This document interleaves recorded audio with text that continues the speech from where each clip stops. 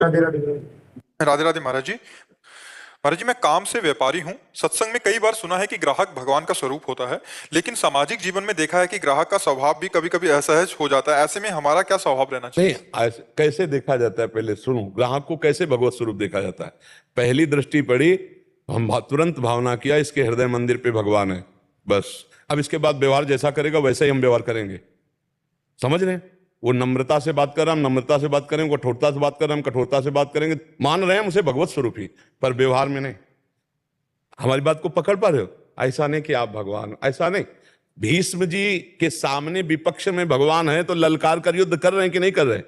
हमें तो भावना करनी, उनके तो सामने भगवान है। और भीष्म महाभागवत है ना, महाभागवत। हम में उसको प्रति भगवत भाव। अब जैसे कोई दुष्ट आता है तो हम तो भगवत भाव करेंगे, इसके बाद हम व्यवहार उसके साथ वैसे करेंगे जिससे। अब दुष्ट ऐसा व्यवहार थोड़ी समझ पाता है, दुष्ट ऐसा व्यवहार नहीं समझ पाता। विनय न मानत जड़द जल गए 3 दिन बीत, बोले राम सकोप तब बिन भय होए न प्रीति।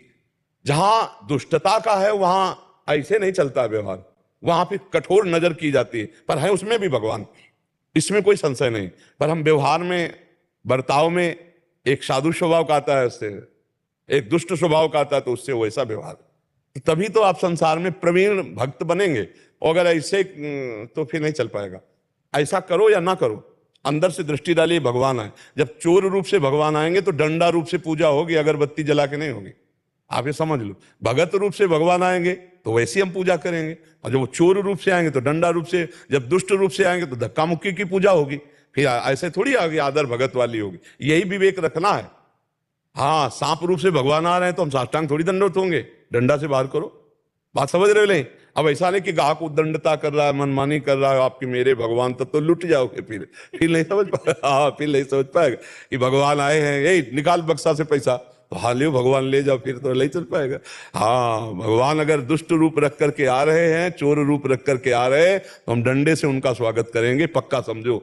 तभी आप समझ पाओगे। इस व्यवहार में जो रोल मिला है उसको समझना होगा। सब में भगवत भाव करना है, पर जैसा जो आचरण कर रहा है उसके साथ वैसा ही व्यवहार। जैसे हमारे पास अधिकारी जन भी आते हैं, हम कहते हैं उनसे भी कि सब में भगवान देखना है। तो हम मान लो बॉर्डर में है, अपने देश की रक्षा में आतंकवादी आ रहे हैं, तो ये थोड़ी कि सब में भगवान है, लेकिन तुम इस रूप में आ रहे हो तो गोली रूप से पूजा होगी तुम्हारी। बस यही बात समझ। वहां ये नहीं कहा कि भगवान, तो तुम्हारी गोली मार दी जाएगी और तुम्हारी सेवा में त्रुटि हो जाएगी। तो ये बात समझ गए अब ना, कि अभी दुखी हैं आप है? हाँ, समझ के खेल खेलना है। आप जैसे रूप में आओगे नाथ, वैसे ही हम आपका पूजा करेंगे, वैसे ही आपका स्वागत करेंगे। पर हो आप, इसमें अंतर नहीं है। मुनाफा तो ले सकते हैं ना? क्यों नहीं? मुनाफा व्यापार कर रहे हैं तो किसके लिए कर रहे हैं? मतलब जो जिस भाषा में बात करे उससे उसी भाषा में। वहां ग्राहक की बात चल रही है। हमें चाहिए कि पहली, जैसे हम भक्ति मार्ग में चल रहे हैं तो पहले हम उपेक्षा करते हैं, सब में भगवत भाव करके। लेकिन एक सीमा है। जैसे आप मान लो आपको कोई उद्दंडता पूर्वक एक बार क्षमा है, दोबारा कर रहा है तो फिर समझा दिया। जब तिबारा कर रहा तो एक्शन में हो जाओ, फिर क्षमा की जरूरत नहीं, क्योंकि दुष्ट वो ऐसे नहीं मानेगा। सठे साठ्यम समाचरेत, दुष्ट के साथ वो वैसे ही व्यवहार, तब वो समझ में आएगा। हाथ जोड़े आप खड़े रहो तो आपका उपहास करेगा, आपकी अवहेलना करेगा। इसलिए एक सीमा तक सहना। कोई बाबा जी तो हो नहीं, एक सीमा तक सहना, इसके बाद फिर उसका उत्तर दे देना है। अगर उत्तर पे नहीं समझ में आ रहा है तो हमारी भारत सरकार कानून व्यवस्था की है, आप कानून की सहायता लीजिए और उसका दंड विधान उसका कानून करेगा। अगर उद्दंडता ज्यादा करता है तो फिर सहन करने की जरूरत नहीं। एक नम्रता, व्यवहार, एक शालीनता के लिए अगर पहली कोई गलती करता है तो हम उसे क्षमा करते हैं, दूसरी करने की चेष्टा करता है तो समझा देते हैं, तीसरी गलती करने तो उसको दंड विधान लागू कर ही देते हैं। क्योंकि ज्यादा क्षमा करने पर वो उद्दंडता बढ़ाता चला जाएगा और आपके सिवा वो औरों के साथ भी उद्दंडता करेगा, तो उसको दंड देना अनिवार्य है। क्योंकि दंड से ही अपराधी के अपराध का मार्जन और अपराध को रोका जा सकता है। क्षमा के द्वारा ज्यादा अपराध को रोका नहीं जा सकता। क्षमा मतलब हम जैसे साधु महात्मा हो तो बात ठीक है कि भाई जैसी परिस्थिति हो हम क्षमा ही करेंगे। लेकिन आप गृहस्थ हो, मान लो आप जा रहे हो गली से, एक बार छेड़ा, हंसी मजाक की, आपने क्षमा कर दिया, तो दूसरी बार ज्यादा उद्दंडता, तीसरी बार वो और उद्दंडता करेगा। तो हमको उसको तीसरी बार का चांस नहीं देना, हमको उसको जरूर न जरूर दंड विधान लागू कर देना। क्योंकि आजकल क्षमा लायक आचरण वाले लोग बहुत कम हैं। उद्दंडता को शासन विभाग के द्वारा ही शासित किया जा सकता है। स्वयं दंड ना दे, क्योंकि स्वयं दंड देने पर कानून में हमारे द्वारा भी अपराध बन जाता है।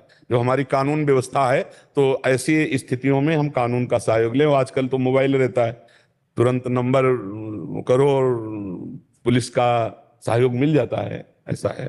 पर ज्यादा सहन करने की जरूरत नहीं है। पर ये हम दुष्ट पुरुषों के लिए कह रहे हैं।